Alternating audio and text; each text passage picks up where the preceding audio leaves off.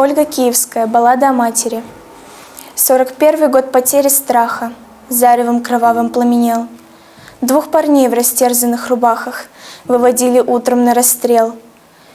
Первым шел постарше, темно-русый. Все при нем и силушка, и стать. А за ним второй, пацан безусый, слишком юный, чтобы умирать. Но сзади, еле поспевая, семенила старенькая мать, о пощаде немца умоляя. «Найн», — твердил он важно, — «расстреляет». «Нет», — она просила, — «пожалейте, отмените казнь моих детей, а взамен меня убейте, но в живых оставьте сыновей». И ответил офицер ей чинно: «Ладно, матка, одного спасает, а другого расстреляем сына. Кто тебе милее? Выбирай». Как в смертельной этой круговерти ей сберечь кого-нибудь суметь?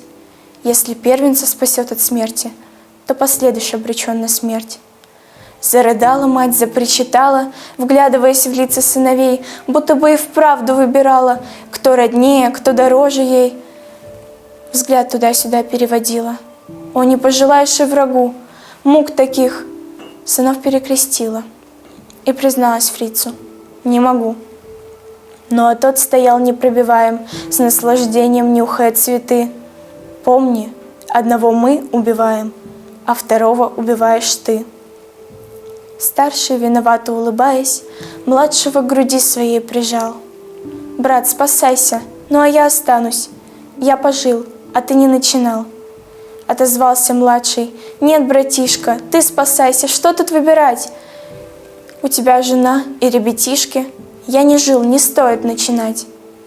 Тут учтиво немец молвил: «Битте!» Отодвинул плачущую мать, отошел подальше деловито и махнул перчаткой: «Расстреляйт!» Ахнули два выстрела, птицы разлетелись дробно в небеса. Мать разжала мокрые ресницы, на детей глядит во все глаза. А они, обнявшись, как и прежде, спят свинцовым беспробудным сном. Две кровинки, две ее надежды, два крыла, пошедшие на слом. Мать безмолвно сердцем каменеет. Уж не жить с сыночком, не цвести. «Дура, матка!» — поучает немец. «Одного могла бы хоть спасти!» А она, баюкая их тихо, вытирала с губ сыновьих кровь. Вот такой, убийственно великой, может быть у матери любовь.